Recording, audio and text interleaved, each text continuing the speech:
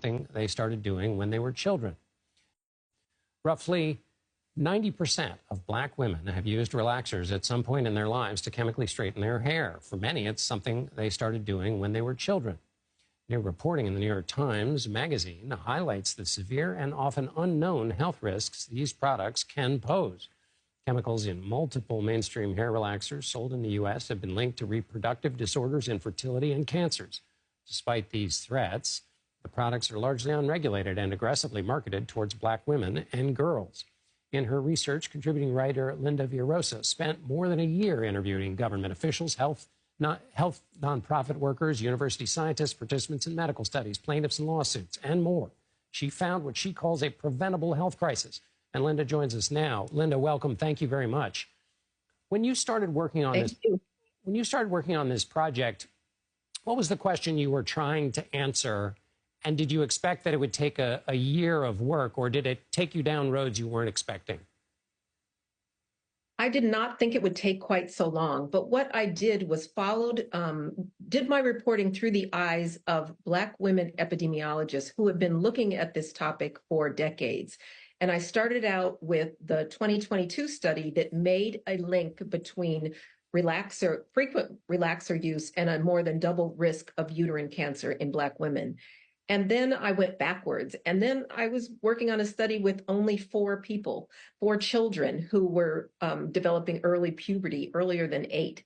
And so it was a twisty, turny, long time, but I took my time because I didn't want to cause alarm. I wanted to make sure that the science was really in place. And the best stories, of course, are the ones that take those twists and turns. And did you find a larger story here about healthcare in America for Black Americans, Black women in particular?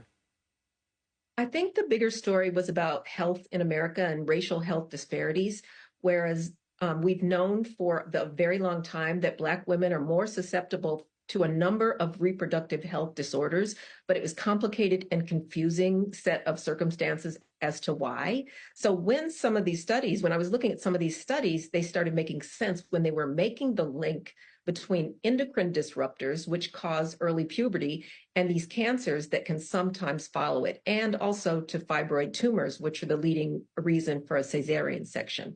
So that was kind of the thing that I was really trying to follow.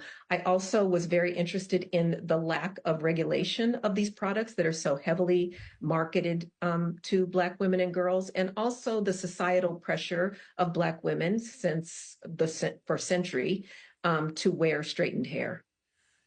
So let's see if I can touch on all 3 of those points you just made, because they're all so important. First, the risks from using these products. You've mentioned some of them. What are some of the other risks? So the risk is that when you use the product, it burns on your scalp. And we've normalized the burning sensation that everyone complains about. But the burning of the scalp and the abrasions create an efficient entryway for the chemicals inside of them. And the main ones are, if your relaxer has formaldehyde in it, your straightener, then that is a known carcinogen.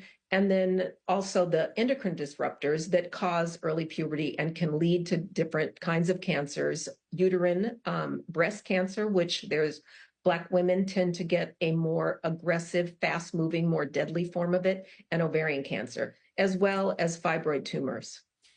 Let's bundle the last 2 questions together. You mentioned the FDA and the cultural pressures. Can you go through those both very quickly at the end here?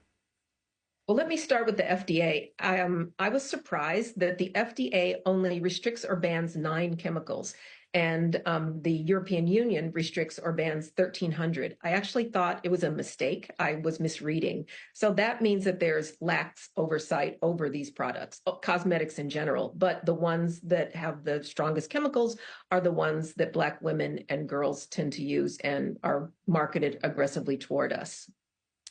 And then the other thing is Black women have long been pressured into having straight hair as the expectation, that because it seems more professional, or it looks more professional, and it matters to your job and to your career. Linda Villarosa, excellent reporting, and we're very grateful you're with us. Thanks so much, Linda.